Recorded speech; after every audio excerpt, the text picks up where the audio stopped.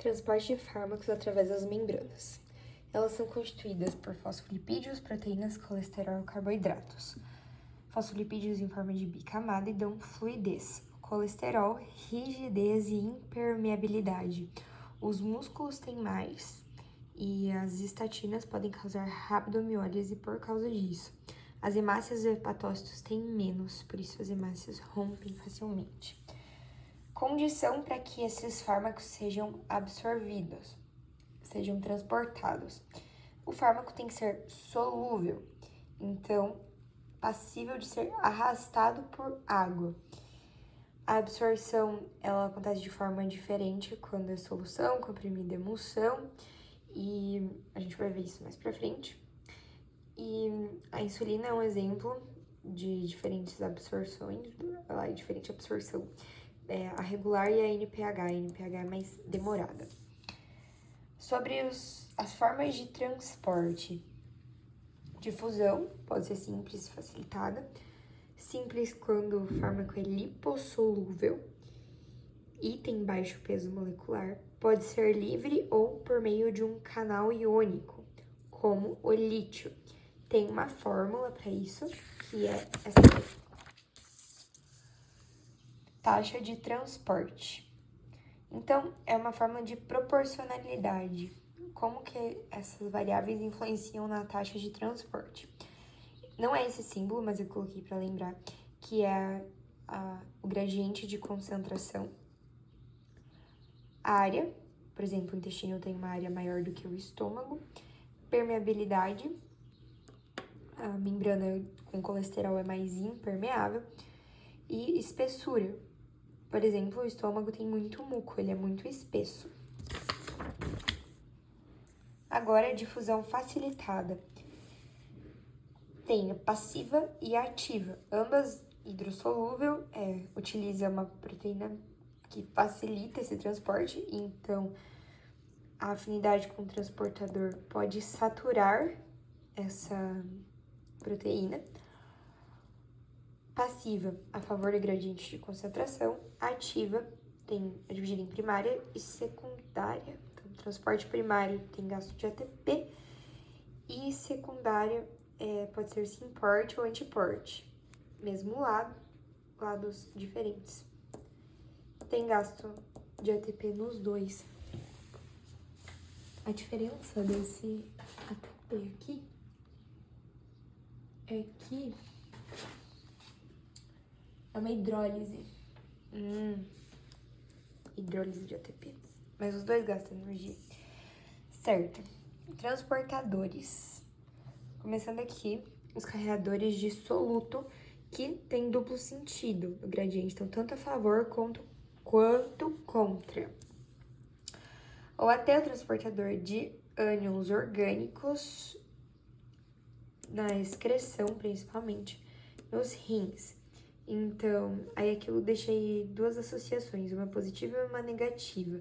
Urato e diuréticos. O uso de diuréticos, como hidroclorotiazida, vão diminuir a excreção de urato, porque eles vão usar o AT2, aumentando a acidose, aumentando a quantidade de urato dentro do corpo. Isso é negativo. O uso de probenicida junto com penicilina é interessante, porque a penicilina, ela é excretada do corpo muito rápido, em 30 minutos. Então, quando você associa probenicida, elas competem pela excreção e o probenicida é excretado no lugar da penicilina, aumentando o seu tempo de permanência no corpo. O CT é transportador de cátions orgânicos, bases, um exemplo, a cisplatina e a cimetidina. Cisplatina é um antineoplásico que causa lesão na célula tubular. Quando usado junto com a cimetidina, ela vai reduzir a toxicidade da cisplatina, porque a cimetidina vai para a célula tubular e a cisplatina vai para a urina. Há transportadores de aminoácidos, e é importante saber disso porque há interação do medicamento com a dieta. Dois exemplos, levotiroxina e levodopa. Devem ser ingeridos em jejum, porque com a dieta, principalmente a ingestão de proteínas, vai competir com o transportador de aminoácidos. E esse ATP Binding cassete é uma extrusão de bombas que joga para fora o medicamento. Também chamado de glicoproteína P. Está presente no trato gastrointestinal, barreira hematoencefálica, túbulos renais, trato biliar. Esse gene MDR, que é um gene múltiplo de resistência às drogas. Então, agora a gente vai falar das características intrínsecas do fármaco que impactam na absorção. Peso molecular, solubilidade e pH. Peso molecular, um exemplo é heparina. Ela é muito grande, então não pode ser administrada por via oral, ela precisa ser administrada pela via intravenosa ou subcutânea. Porque para que passe por meio das membranas, tem que ser de baixo peso molecular, pequenininho. Solubilidade, lipodifusão facilitada e lipodifusão simples e hidrossolúveis de fusão facilitada, como a gente já falou aqui. Sobre os hidrossolúveis que usam transportadores, exemplo, vitamina B12, que precisa do fator intrínseco como um carreador para ser percebida pelo receptor. Manitol, a depender da via de uso, ele faz um efeito diferente. A glicose é um epímero, então ele é um epímero da glicose. A glicose tem receptores, o manitol não tem. Então, ele vai ser eliminado, não vai ser absorvido. Se você tomar via oral, ele atua como laxante e via endovenosa, como um diurético, ele diminui os edemas. Aminoglicosídeos não têm transportador e são antibióticos, então eles não são absorvidos. pH, só um parênteses, mesmo sendo hidrossolúvel, mesmo tendo baixo peso molecular, não são absorvidos. Sobre o pH agora. É diferente do intestino do estômago, o estômago é ácido, o intestino é básico. Aqui, ácidos fracos e bases fracas vão sofrer influência do meio. E a gente tem que saber essas duas formulazinhas aqui, para pensar sobre elas. Então, ambos só vão ser absorvidos se o medicamento estiver na fórmula molecular. Só vão passar pela membrana se estiver na fórmula molecular. Se ele estiver na forma ionizada, aqui tá ionizado e aqui tá ionizado, não vai passar. Então, ácido lipossolúvel é permeável quando tá em forma molecular. E isso ocorre no meio ácido, aumenta a absorção.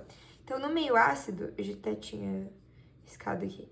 Meio ácido tem mais íons de hidrogênio. Desloca para cá, aumentando a quantidade de ácido na forma molecular, que aumenta a absorção. O oposto, hidrossolúvel, quando ele está polar e não é absorvido. É importante saber disso, por exemplo, quando há intoxicação por fenobarbital. É um ácido fraco e quando ele está ionizado, ele não passa pela membrana.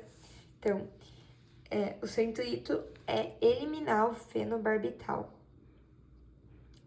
na urina. Então, você basifica a urina com bicarbonato via endovenosa. E quando a urina está basificada, esse meio vai prender o fenobarbital na forma ionizada na urina e ele vai ser eliminado. Ele não vai ser reabsorvido para o sangue. Bases agora, quando elas estão meio alcalino, elas são absorvidas, não ionizadas. Aqui. E apolares lipossolúveis. Por quê? Meio alcalino tem pouco H+. Então, ela desloca pra cá. E antidepressivos são bases fracas. Agora, Fatores que influenciam na absorção. Então, o que é absorção? É o caminho do fármaco, do local em que ele foi aplicado, até o sangue, exceto via endovenosa e intraarterial, porque eles já estão no sangue, então não vai acontecer absorção aí.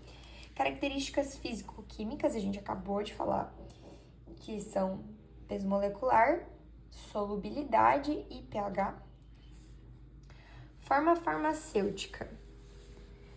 Gás, só existe o óxido nitroso, usado em ambiente hospitalar. Voláteis, anestésicos, aerosóis e suspensões, aerossóis. Líquidos, solução, suspensão e emulsão. Aí, solução é mais rápida, suspensão é mais lenta. Aqui os exemplos de insulina, regular, Lispro, mais rápida, NPH e glargina. E emulsão, oleoso Provera, de depósito, bem mais demorado. Sobre o sólido, ele está em uma fase farmacêutica que precisa desintegrar para daí solubilizar e entrar na fase farmacocinética. São cápsulas, pílulas, drágeas, esse aqui é um açúcar, que simboliza o açúcar das drágeas, e comprimidos, é diferente a absorção do efervescente, que é mais rápida, e liberação modificada a gente precisa cuidar. São aqueles, tipo, XR, porque se ele desintegrar, ele pode gerar intoxicação pelo aumento da concentração. Quero fazer alguns parênteses aqui sobre a insulina. Então, a glargina, ela é usada principalmente porque ela não dá os picos de insulina, então ela produz menos hipoglicemia. E ela tem que ter um cuidado especial porque se ela precisa ser administrada subcutânea. Se ela for administrada no sangue, ela precipita por causa do pH. Agora, eu falei então aqui da insulina, tá? Glargina, e agora eu vou falar da fase farmacêutica dessa parte aqui sólida.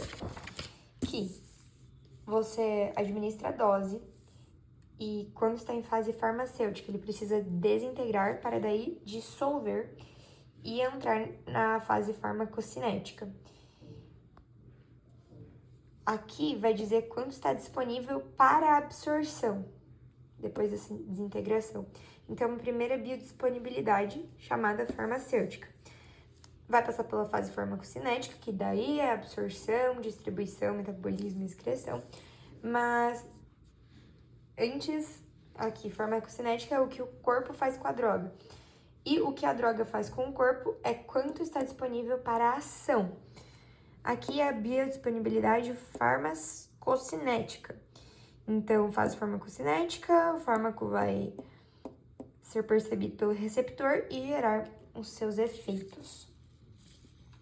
Aí, um cuidado especial aqui com os tipos de medicamentos, ético e genérico similar magistral, porque eles podem ter diferentes velocidades de desintegração, uma biodisponibilidade farmacêutica diferente, que influencia na absorção, né? Local em que... Não, terminamos aqui, forma farmacêutica. Agora, o local em que essa droga é administrada e a diferente irrigação e perfusão. Então, irrigação é o número de vasos, perfusão o volume sanguíneo, que pode ser influenciada pela alimentação, uso de vasoconstritores, massagem e inflamação, que aumenta a permeabilidade e a vasodilatação. Aqui, subcutâneo é o de menor irrigação, depois trato gastrointestinal, musculoesquelético tem mais do que o tecido adiposo, sublingual tem maior irrigação e via aérea que tem a maior perfusão. A superfície também vai influenciar, então, a absorção, né? Então, trato gastrointestinal tem uma maior área no intestino e menor no estômago. Vias aéreas e músculo, a diferença de você aplicar em cada músculo. Barreira é a constituição da membrana, que a gente falou aqui. E vias de administração é outra aula.